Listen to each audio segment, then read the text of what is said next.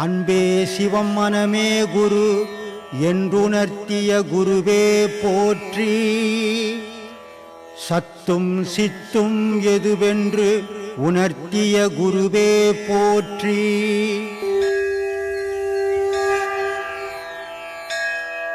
என்ன மாதிரியான பல குழப்பங்களோட தான் வாழ்க்கை வாழ்ந்துட்டு இருக்காங்க.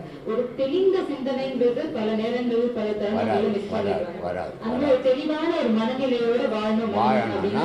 மூச்சு உனக்குள்ள அடங்கணும்.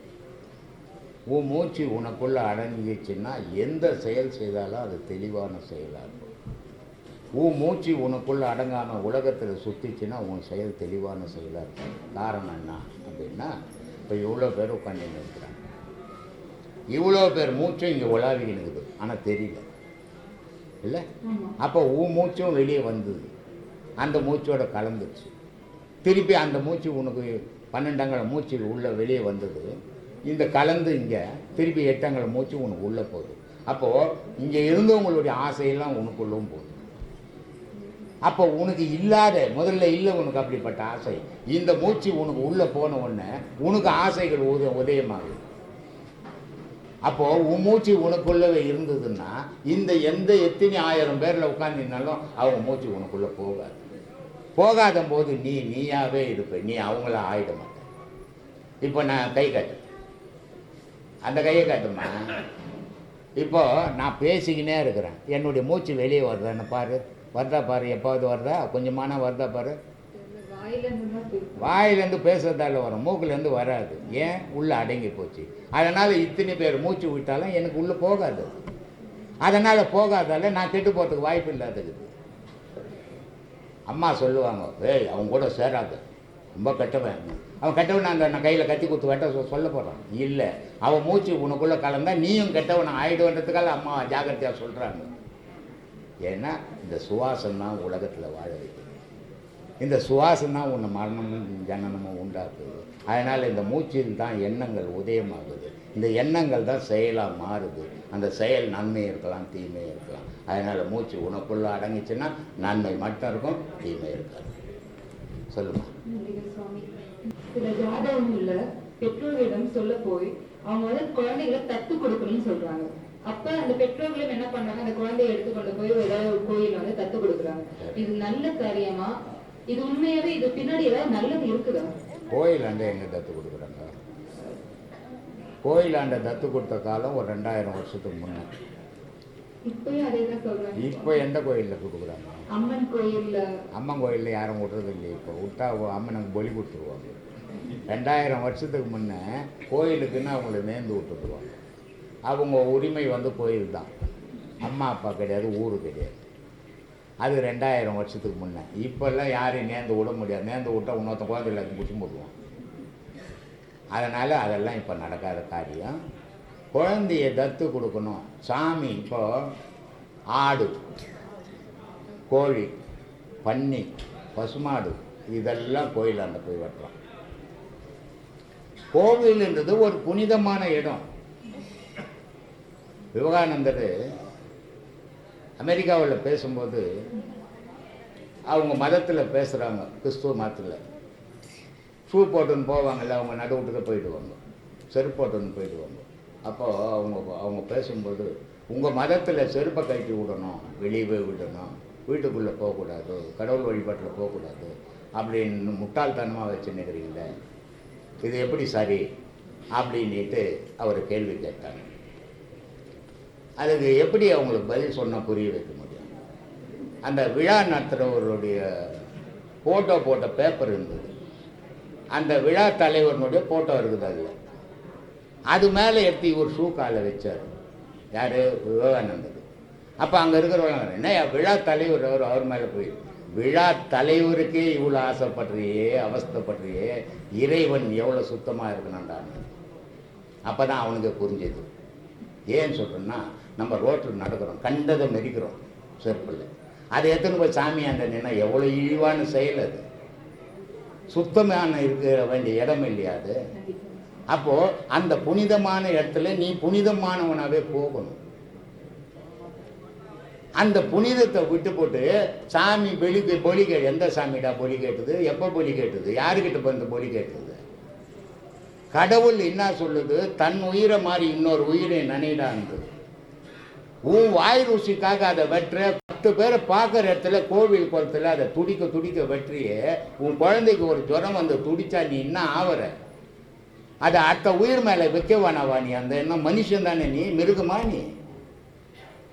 ஆனால் மிருகம் மாதிரி வாழறான். இதனால தான் பத்திரிகை ரொம்ப அழகாக சொல்கிறாரு, மண்ணுயிரை கொன்று தின்று உழலாமல் தன்னுயிர் போல் நினைத்து தவ முடிப்பது இருக்கால். எல்லா உயிரும் என் உயிர் மாதிரி நினச்சி நான் இறைவன் அடையது எந்த காலம்? அப்போது வள்ளலார் சொல்கிறாரு, எல்லா உயிர் மேலேயும் பற்று வை என்றார்.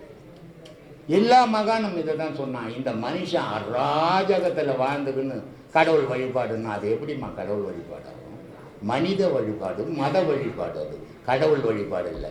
கடவுள் வழிபாடுன்றது வேற, மத வழிபாடு வேற, மனித வழிபாடு வேற. இந்த மத வழிபாடு மனித வழிபாடு கடவுளை போய் அடையவே அடையாது. கடவுள் வழிபாடுன்றது தனக்குள்ளே தான் ஆராய்ஞ்சு தான் கடவுள் யாரும் தெரிஞ்சு நிற்கிறவன் தான் கடவுள் வழிபாட்டில் உள்ளவன். மீதெல்லாம் மத வழிபாட்டில் உள்ளவன் தான். மத வழிபாடு உள்ளவனுக்கு, மனித வழிபாடு உள்ளவனுக்கு கடவுள் வழிபாடு தெரியாது. சொல்லுங்க. அனைவருக்கும் ஆத்மா வணக்கம். எல்லாரும் நல்லா இருக்கீங்களா?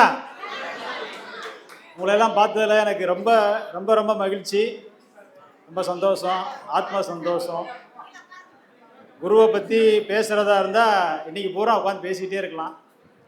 ஏன்னா அது தீராத ஒரு கதை. அது அந்த அளவுக்கு குருவை பற்றி விஷயங்கள், அவ்வளோ விஷயங்கள் இருக்குது. இப்போ இவ்வளோ நேரம் ஐயா பேசுனது குருவை பற்றி தான் பேசிக்கிட்டு இருந்தார்.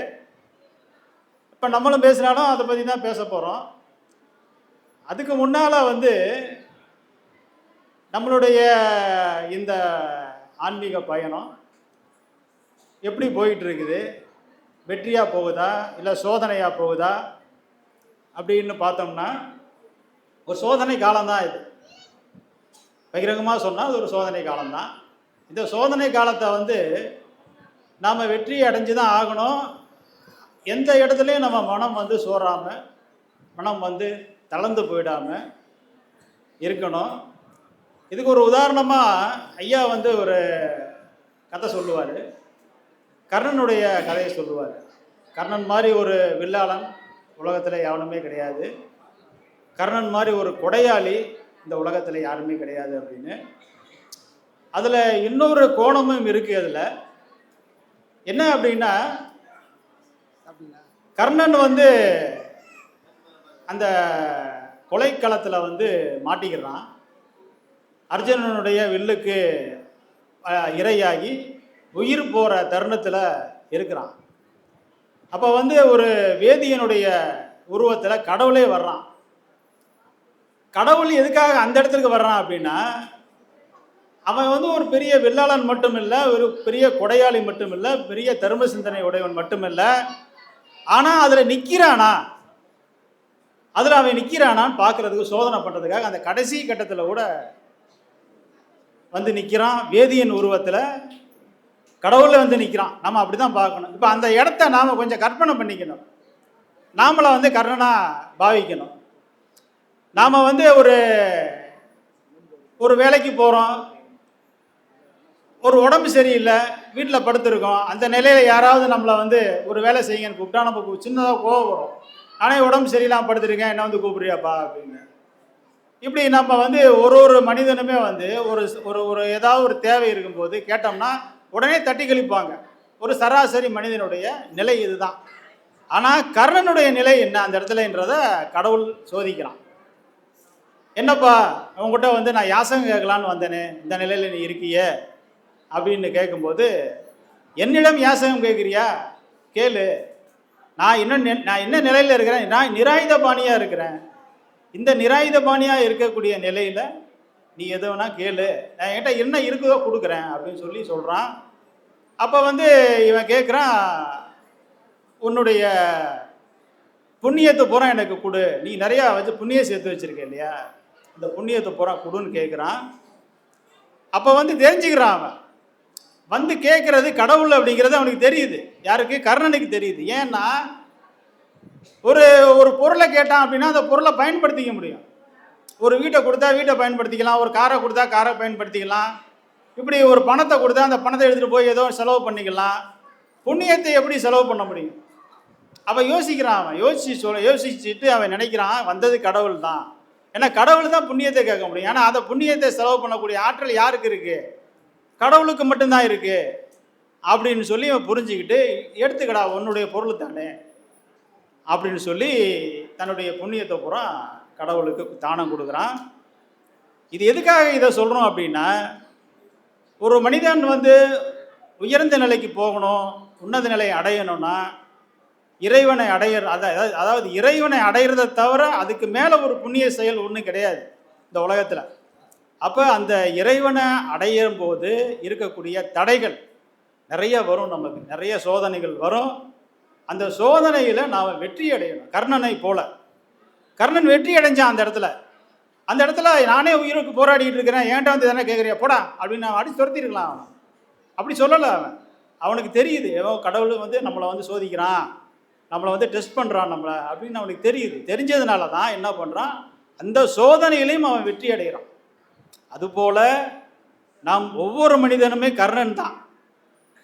ஒரு சாதாரண மனநிலையில் வாழாமல் ஒரு கர்ண நிலையில் மனநிலையில் நாம் வாழ்ந்து இந்த சோதனையை நாம் வெற்றி கொள்ள வேண்டும். இறைவன் எப்பொழுதுமே சத்தியத்தின் பக்கம் நிற்பான். நம் குருநாதரும் சத்தியத்தின் பக்கம் துணை நிற்பார். அதில் எந்த மாற்று கருத்தும் இல்லை. எல்லாம் நல்லதே நடக்கும், நல்லதே நினைப்போம், நல்லதே நடக்கும். நன்றி. ஆத்ம வணக்கம். சீடர்களும் சத்தியத்தை பக்கம் தான் இருக்கிறாங்க. இல்லை, சத்தியத்துக்கு சீடர்களுக்கும் தொடர்பு உண்டு. ஏன்னா சத்தியத்தை தானே ஒரு சத்தியம் வந்து இன்னொரு சத்தியத்துக்கிட்ட தான் போதிக்க முடியும், எல்லார்ட்டையும் கூப்பிட்டு போதிக்க முடியும். அப்போ சத்தியத்தை தேடி வர்றவங்களுக்கு தான் இந்த சத்தியத்தை சொல்லி கொடுக்க முடியும். அப்போ நீங்களும் ஒரு சத்திய சொரூபமாக தான் இருக்கீங்க. எல்லாருமே சத்திய சொரூபங்கள் தான். ஆனால் அது ஒரு உண்மை விளங்க மாட்டேங்குது நமக்கு, அவ்வளோதான், வேற ஒன்றும் இல்லை. அது சின்ன ஒரு பொறி தான். அந்த பொறி நமக்குள்ளே வந்துடுச்சுன்னா அது மொத்தமும் புரிஞ்சு போயிடும். அந்த பொறியை உருவாக்குறது நம்மளுடைய குருநாதர், சத்குருநாதர். அந்த பொறியை இங்கே அவர் இருக்கிற காலத்தில் அவரோடு ஊடாடி கொண்டிருந்தவர்கள் பல பேருக்கு அந்த பொறியை ஊட்டினார். அந்த பொறி தான் இன்னைக்கு வந்து நல்லதும் செய்யுது, தவறாகவும் போயிடுது அது. அதனால் வந்து அந்த பொறியும் நல்ல பொறியாக மாறும். எல்லாமே நல்லது நடக்கும், நல்லது உருவாகும் என்ற நம்பிக்கையோடு நாம் செயல்பட வேண்டும். ஒரு சோதனை கட்டத்தை எப்போதுமே நாம் வந்து சோதனையாகவே அது இருக்காது. நல்ல ஒரு காலம், நல்ல பொற்காலம் நமக்கு வரும். நாம் எல்லோரும் ஒன்றாக ஆவோம், ஒன்றாக சேர்ந்து செயல்படுவோம். இது நம் குருநாதர் நமக்கு ஒரு சின்ன ஒரு சோதனையை தான் கொடுத்துருக்கிறாரு. இது குருநாதரால் ஏற்படுத்தப்பட்ட சோதனை தான் இது. அதனால் இந்த சோதனையை குருநாதரே ஒரு நல்ல வழிகாட்டி நமக்கு வந்து ஒரு நல்ல ஒரு நிலையை அருள்வார் என்று நான் நம்பிக்கையோடு இருக்கிறேன். இந்த நம்பிக்கை உங்களுக்கும் தொடரும் என்று இருக்கும் என்றும் நான் நம்புகிறேன்.